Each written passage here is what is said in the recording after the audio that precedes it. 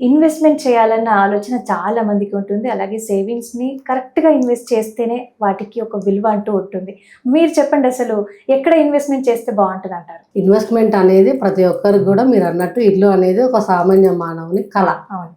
దానికోసం మనం మన లైఫ్ మొత్తం సేవింగ్ చేసుకున్న అమౌంట్ తీసుకొచ్చి పెడతాం. అవును.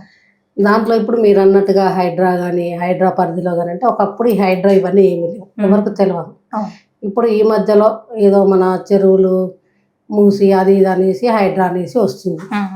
అంతకుముందు ఉంటే ఎవరైనా కూడా కావాలని ఎవరు మనం అట్లా చేయము. దా పరిధి ఏంటి అనేది ఏం తెలియక ఒకప్పుడు కట్టాము అయిపోయింది.